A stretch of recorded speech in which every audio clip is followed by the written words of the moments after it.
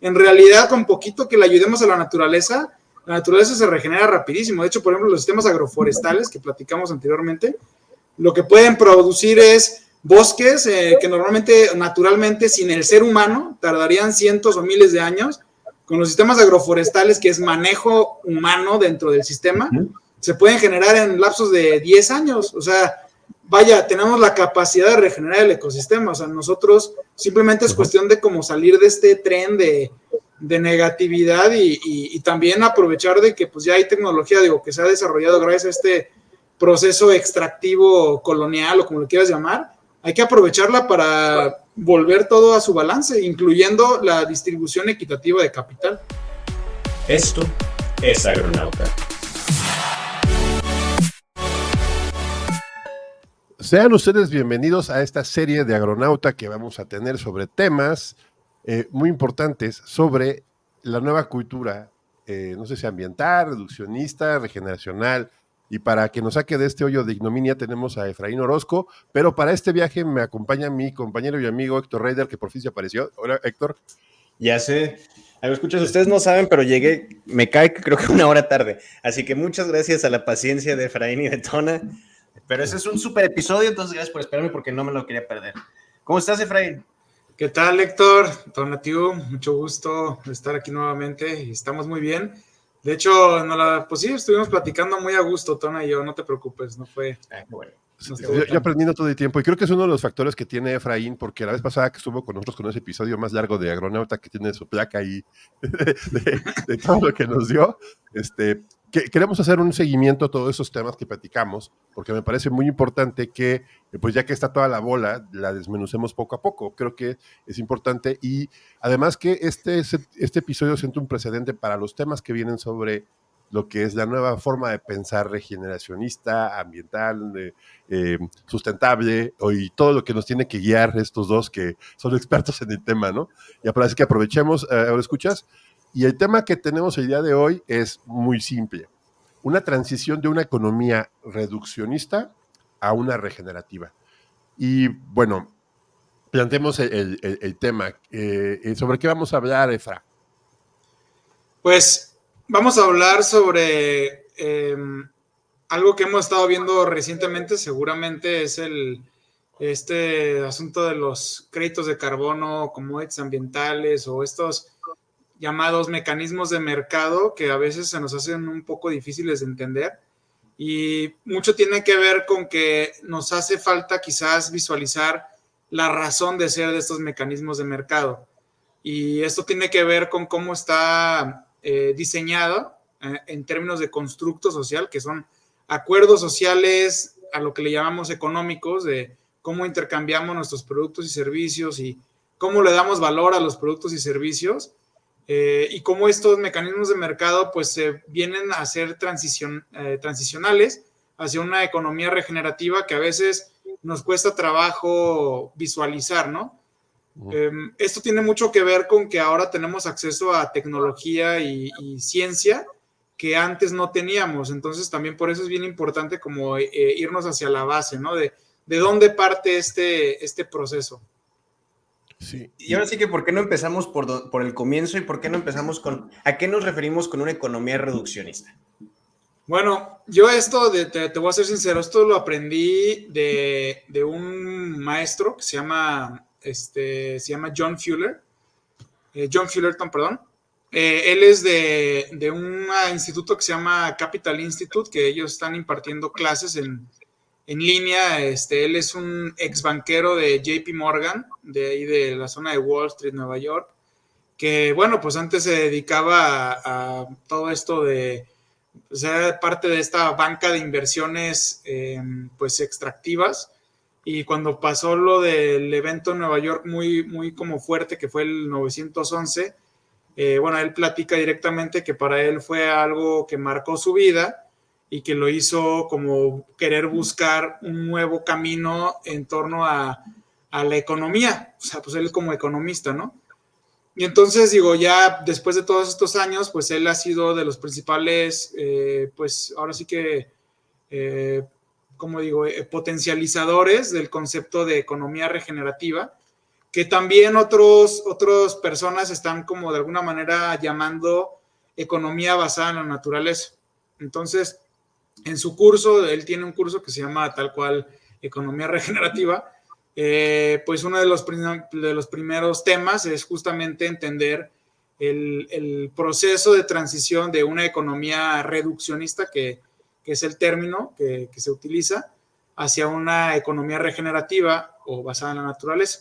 Y entonces esto inicia este proceso en entender, bueno, número uno, que la economía es un constructo social. O sea, fue básicamente un acuerdo que nosotros como civilización, pues tal cual necesitábamos ver cómo íbamos a medir el valor de los productos y los servicios. Y entonces, llámese materia, llámese energía utilizada a la hora de calcular esto, llámese tiempo, llámese lo que tú quieras, pues requería una base que ahora sabemos muy fácilmente es científica, ¿no? Entonces, estamos hablando de que fue Isaac Newton en 1687 que empieza con este concepto en su escrito Principia Mathematica, que empieza con este concepto del universo mecánico.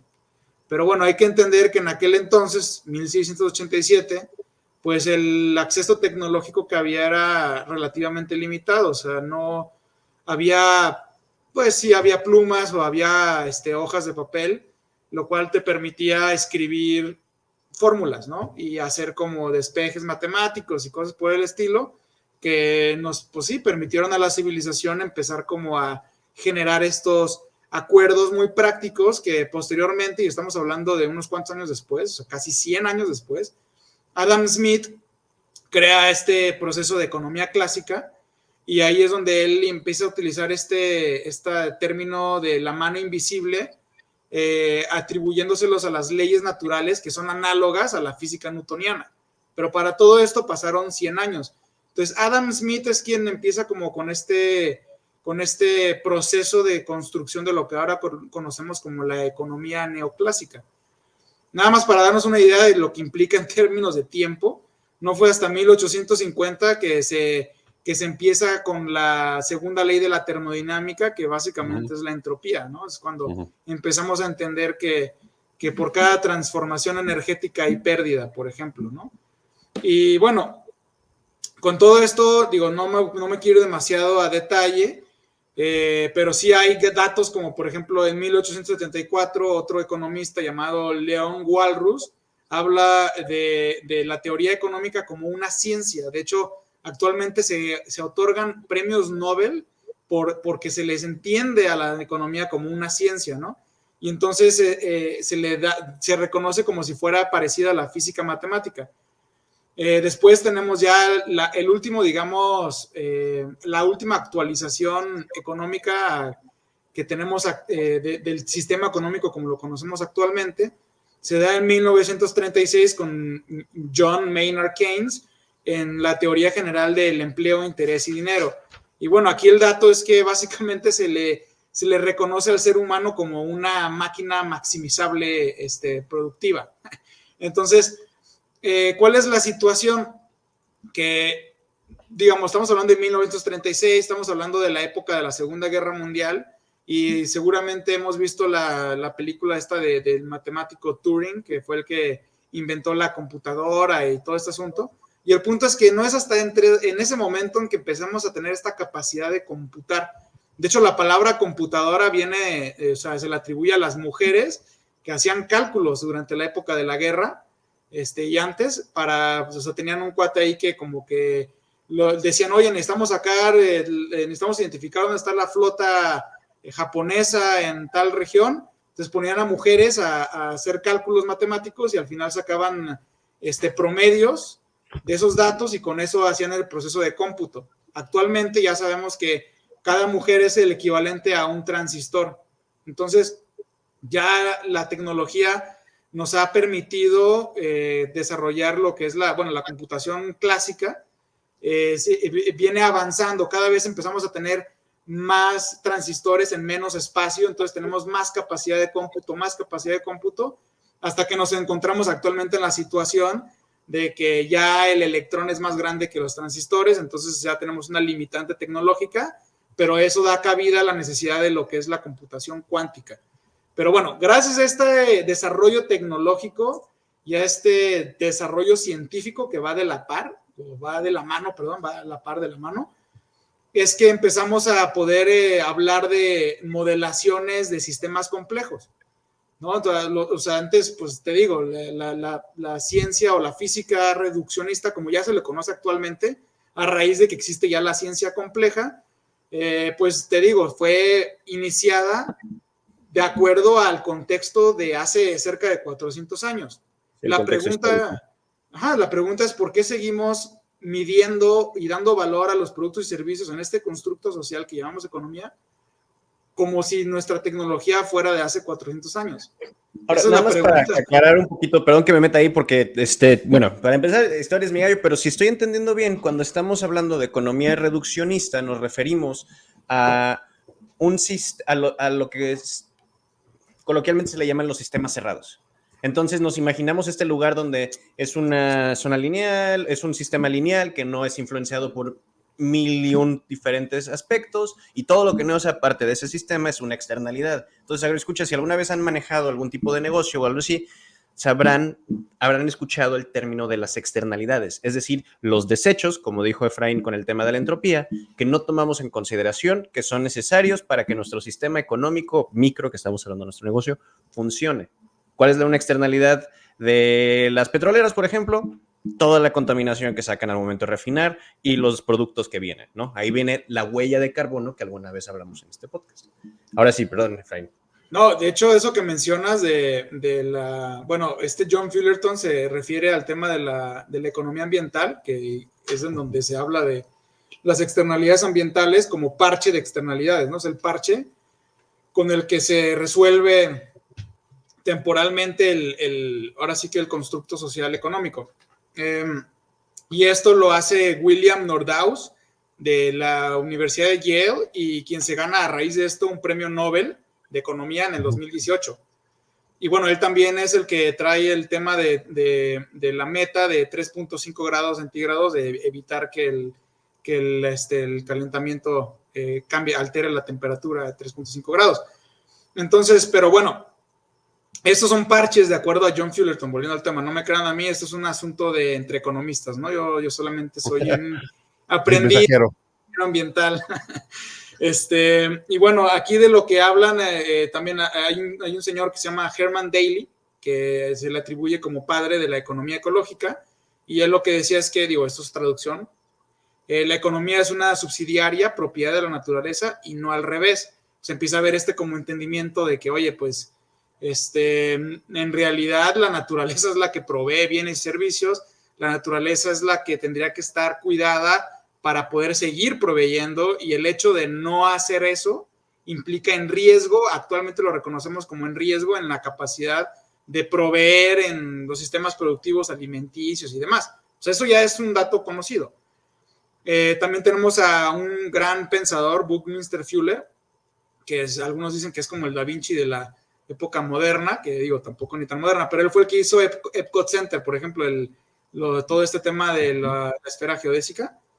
Y bueno, lo que él decía es que la naturaleza es un sistema eficiente y regenerativo, y que si descubrimos las leyes que gobiernan dicho sistema y aprendemos a vivir sinérgicamente con el mismo sistema, la sustentabilidad seguirá su curso y la humanidad encontrará el éxito.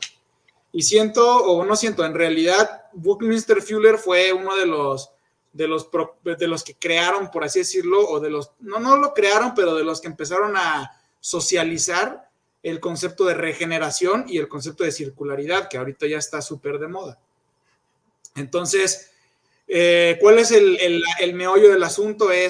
Necesitamos transicionar de un constructo social, que son acuerdos sociales, a lo que llamamos economía, que fue fundamentado en base a un contexto y a una tecnología de hace 400 años, una ciencia de hace 400 años, y necesitamos transicionar utilizando lo mejor que tenemos como seres humanos en cuanto a avances tecnológicos y científicos, que tiene que ver con la ciencia compleja, que por cierto es lo que da cabida a lo que ahora es súper común escuchar: inteligencia artificial, redes neuronales, etcétera. Y todo eso es gracias a que tenemos capacidad de cómputo, tenemos capacidad de almacenamiento de datos, etc., etc. y demás, ¿no? Entonces, lo que se está proponiendo es que necesitamos reconocer que la naturaleza, pues, digamos, al final la física, el objetivo que tiene es tratar de entender al máximo posible la naturaleza, y la economía que se montó sobre esa física, pues ya no es, o sea, necesitamos encontrar la nueva física, que es física basada en sistemas complejos, y entonces montar sistemas económicos en base a eso. Y los ciclos naturales, por ejemplo, dependen, o sea, necesitan darle más valor a los procesos, no solamente a los resultados. Porque, ¿qué es lo que sucede? Vamos a ver vamos a poner un ejemplo específico, ¿no? En la agricultura. Hablando de una economía reduccionista, lo que aplica en la agricultura es el productor necesita producir X tonelada de X cosa por metro cuadrado.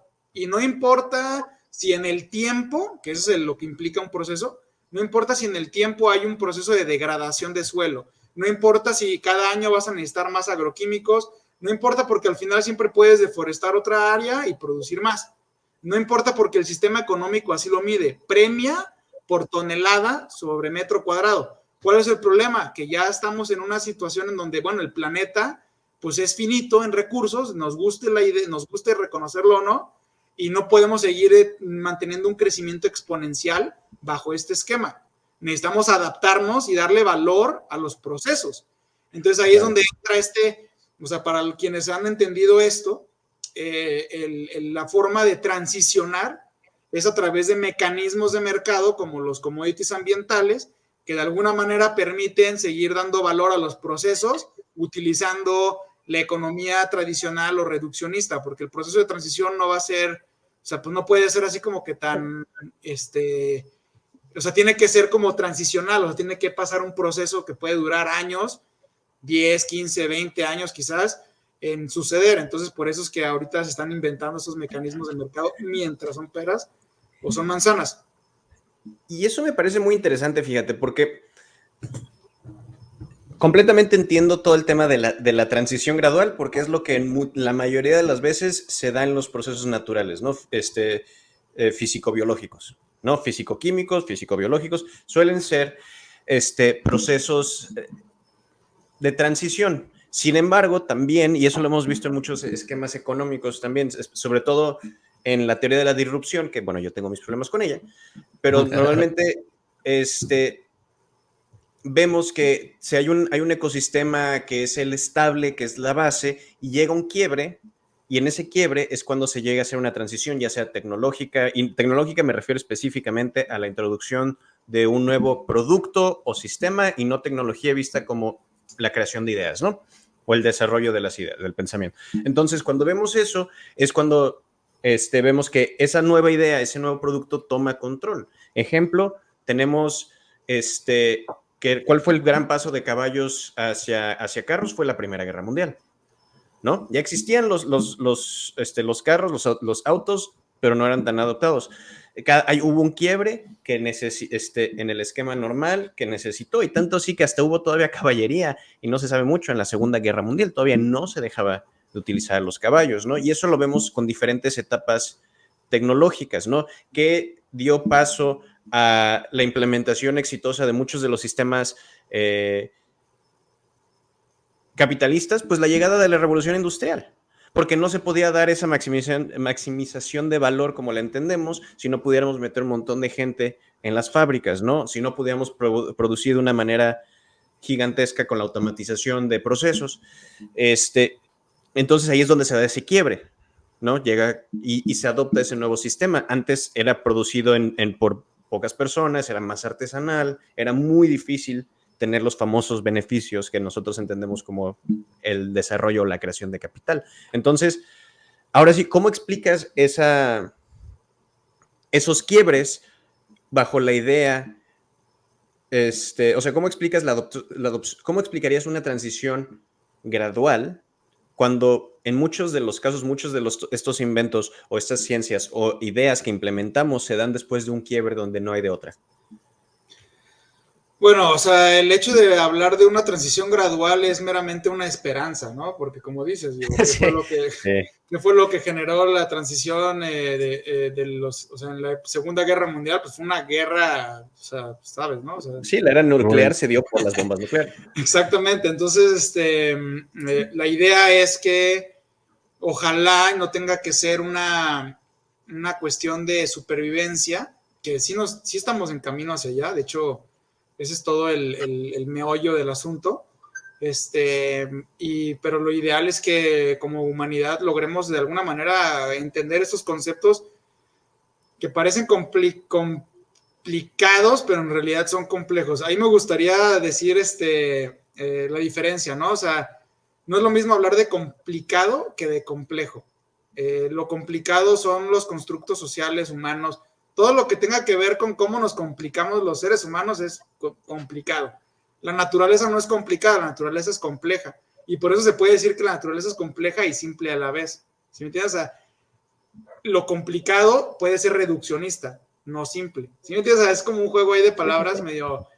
medio interesante. Es como la diferencia entre efectivo y eficiente, ¿no? Que Así también. es. Bueno, y otro dato, la economía regenerativa, según postulan, por ejemplo, John Fullerton, entre otros, tiene más que ver con un énfasis en darle valor a la resiliencia sobre la eficiencia y darle valor a los procesos sobre los resultados. La pregunta es cómo vamos a lograr eso.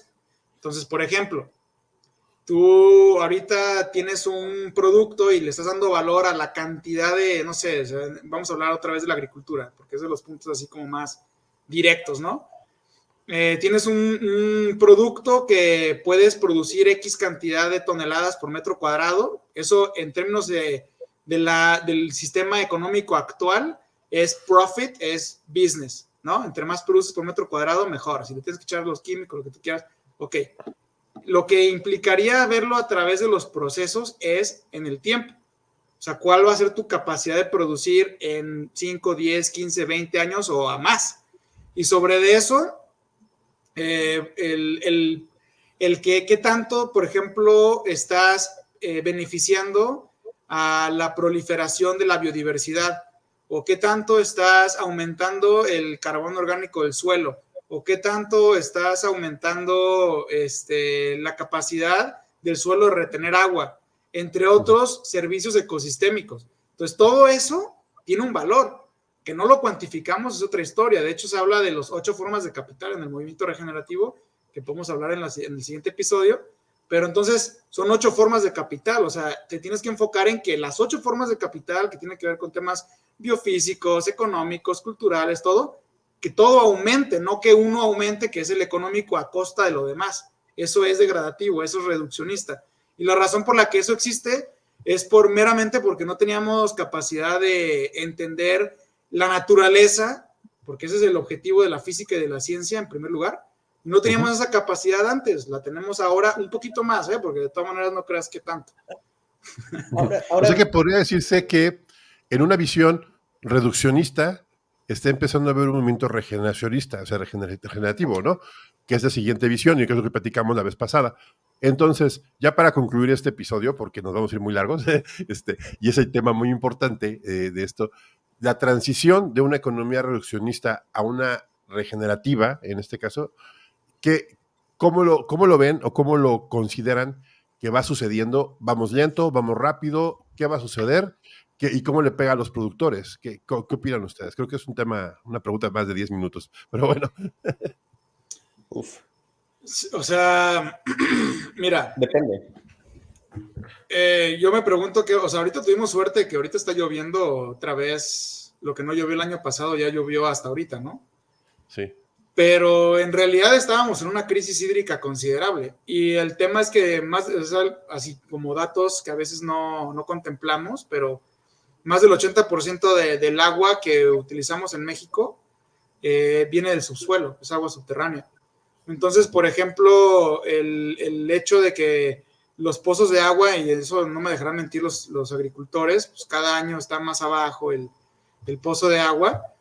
El hecho de que eso esté sucediendo tiene que ver con justamente no verlo desde una perspectiva sistémica, porque estamos pensando que para tener agua necesitamos dejar de bañarnos tanto tiempo y demás, pero en realidad si no hay suelos, no se retiene el agua. O sea, si degradamos bosques, si metemos agroquímicos, además de degradar el suelo, en realidad también estamos reduciendo la capacidad del sistema de recargar acuíferos. Entre otras cuestiones ahí, que esa es exactamente la diferencia entre lo que se conoce como solucionismo y el cambio sistémico. O sea, el cambio sistémico viene de entender los ciclos naturales y entonces en base a ese entendimiento que es sistémico, que implica medio biofísico, que implica la sociedad, que implica las actividades económicas y cómo se relacionan uno y otro entre sí, en el momento en que podemos diagnosticar y sobre de eso empezar a proponer soluciones que estamos midiendo en el proceso, no como resultado, sino simplemente estamos encontrando cosas que van mejorando ciertos indicadores.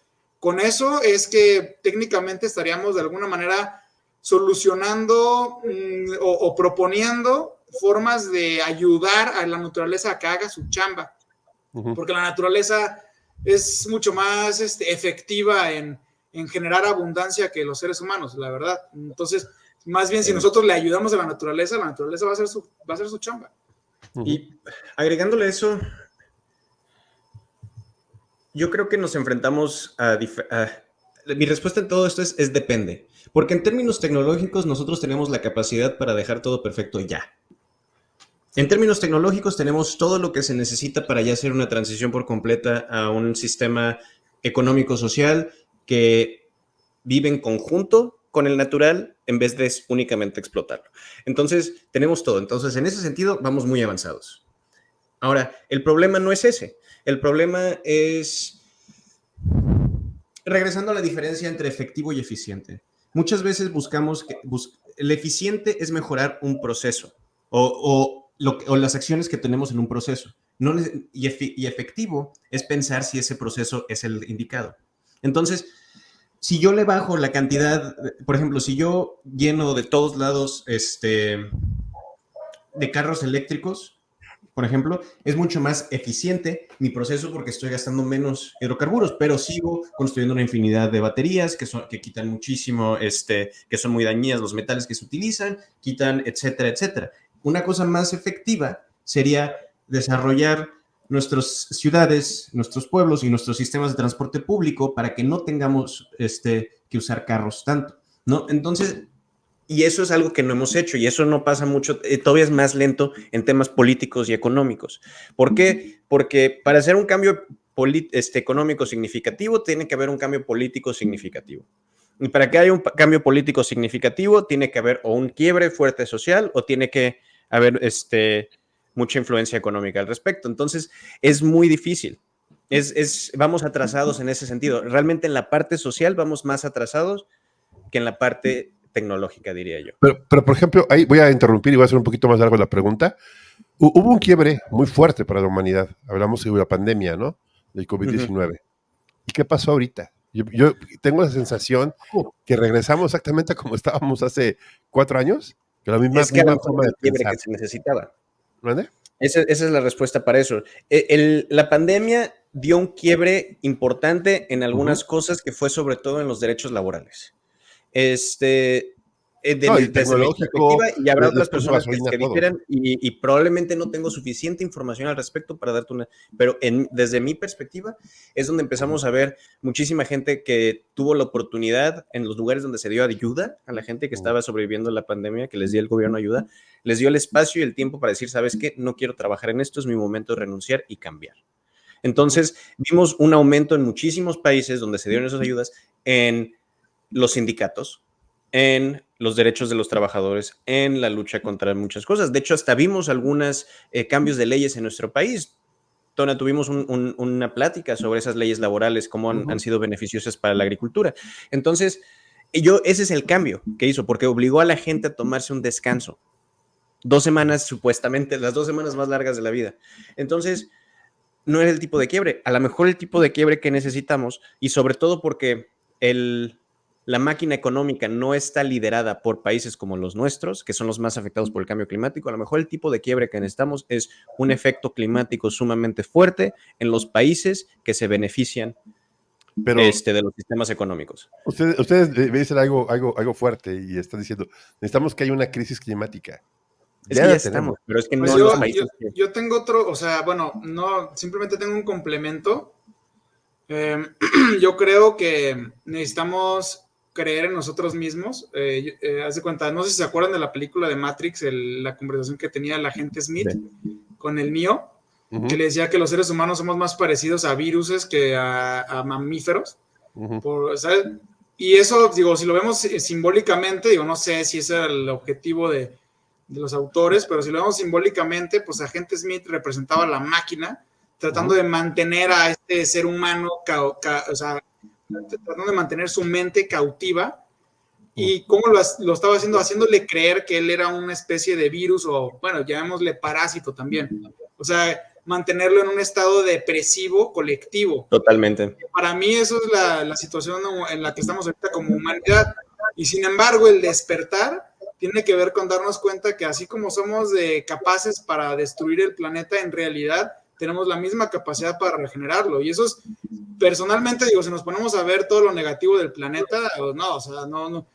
Simplemente preguntarte, bueno, y si de estos países, digo, perdón, de estos países de la OTAN y demás, digo, a ver si no digo cosas de más, pero si estos líderes que Europa y demás que hablan de que somos regenerativos y que vamos a poner estas leyes para descarbonización y demás, si tanto les interesara, pues podríamos ver cuál es el impacto ambiental de financiar bombas en lugares como Palestina, ¿no? Perdón, pero eso es el tipo de cosas con las que casi como que no tienen mucho sentido de repente. Y creo que tiene que ver justamente con este discurso de mantenernos pensando como si fuéramos este grupo de personas destructivas, cuando no, en realidad con poquito que le ayudemos a la naturaleza se regenera rapidísimo. De hecho, por ejemplo, los sistemas agroforestales que platicamos anteriormente, lo que pueden producir es bosques que naturalmente, sin el ser humano, tardarían cientos o miles de años. Con los sistemas agroforestales, que es manejo humano dentro del sistema, se pueden generar en lapsos de 10 años. O sea, vaya, tenemos la capacidad de regenerar el ecosistema. O sea, nosotros simplemente es cuestión de cómo salir de este tren de negatividad y también aprovechar de que pues ya hay tecnología, digo, que se ha desarrollado gracias a este proceso extractivo colonial o como lo quieras llamar. Hay que aprovecharla para volver todo a su balance, incluyendo la distribución equitativa de capital. Y agregándole lo que dice Efraín, porque sí hay esta crisis existencial crea apatía. Y entonces, sí estamos en una situación difícil, no voy a decir que no, pero no se trata de decir, oh, ni modo, entonces ya no me importa, voy a estar... Y es cierto que causa esa apatía. Sí. Lo podemos ver en nuestros medios, en el contenido que se produce. Cuando pensamos en películas de ciencia ficción, vemos películas de ciencia ficción, casi siempre son distópicas. Casi siempre son planetas, países, tierras, lo que sea, destruidas, donde es tratar de reconstruir o sobrevivir, y el enemigo de siempre, el peor enemigo, el peor depredador siempre es el humano, ¿no? Sobre todo en las películas de zombies. Son más peligrosos los humanos que los zombies. Eso, aunque antes las películas de zombies eran críticas al capitalismo y al consumo, pero ya muy filosóficos, vamos a acabar este episodio. No, pero a lo que voy es, hay un tipo de ciencia ficción que puede ayudar, que se llama ecopunk, creo que se llama. Lo podemos ver en las películas de Estudio Ghibli. Entonces, si hay algunas películas de Estudio Ghibli que suceden en el futuro, casi siempre después de una guerra o lo que sea, y viven la gente en comunidad con la naturaleza. Entonces, agroescuchas, si algún día se sienten deprimidos, vean esa línea de pensamiento. Es muy bonita, ofrece otro tipo de futuros. Star Trek es un gran ejemplo de ese tipo. Si les gusta la ciencia ficción, habla de un mundo post necesidad económica. Entonces, bueno, ya me iba a meter en temas de necroeconomía y bioeconomía, pero ya, mejor sigamos. Termino. Y creo que puede estarse en la siguiente sección. Creo que por el momento vamos a cerrar este episodio. Llevamos sobre la media hora. Y la verdad es, para hacer el primer punto de una transición de una economía reduccionista a una regenerativa, me parece que sentamos parte importante. Obviamente falta mucho que platicar y lo veremos en los siguientes episodios. No los despido, pero creo que sí cambiemos que cambiamos la forma de pensar de muchas personas. A lo mejor algunos agroescuchas nos ven como unos locos tirando filosofía ambientalista, reduccionista y regenerativa, pero creo que en un futuro este episodio va a quedar como parte de lo que estamos intentando en Agronauta, el crear una conciencia ambiental, una conciencia de que podemos hacer las cosas diferentes y que es momento de hacerlo. A mí sí me queda muy claro que después de lo que está pasando ahorita con los temas climáticos, todo esto, y los días tan difíciles que pasamos en mayo, junio, en México y en todo el mundo, y que los agricultores están viendo rotas sus producciones, todo esto, pues necesitamos forma de cambiarlo. Fue la primera llamada de atención y te aseguro que el siguiente año va a estar igual, o un poco peor. O sea que... No, hay que pensar positivo, mi Tona. Vamos a regenerar ecosistemas. Sí, por eso, hay que empezar a sembrar, hay que pensar a abrir este tema y dejar de hacer las cosas, lo mismo que estamos haciendo. Y es muy básico, ¿no? O sea, que necesitamos resultados diferentes. Y sí, la regeneración no son buenos deseos y no es una moda, bueno, el greenwashing, pero no sé si quieran compartir algo más, Efraín, Héctor, ahora sí en 2 palabras, porque se van muy extensos. No, yo nada más es pues darnos cuenta que también donde unos ven problemas, otros ven oportunidades, y el hecho de este proceso transitorio que está sucediendo invariablemente de mí o de Tona o de Héctor o de lo que sea, simplemente ya ahorita hay mercados que están pagando procesos regenerativos a través de esos commodities ambientales que claro que tienen sus matices de, como dice Tona, hay mucho greenwashing y demás, claro que sí, pero también están los digamos, los científicos y este lado de la humanidad que están luchando por hacer que estos mecanismos de mercado se descentralicen, que distribuyan la capacidad de poder de la ciudadanía, que aprovechen lo mejor de la tecnología para temas de no solo de eficacia, sino también de precisión, por ejemplo, entre otras cuestiones que también a mí me dan esperanza, y aunque quizás tengamos un 1% de probabilidades de éxito en este proceso de transición pacífica, yo prefiero enfocarme en ese 1% porque el otro 99%, por más apáticos que seamos, no significa nada positivo. No. Héctor. Yo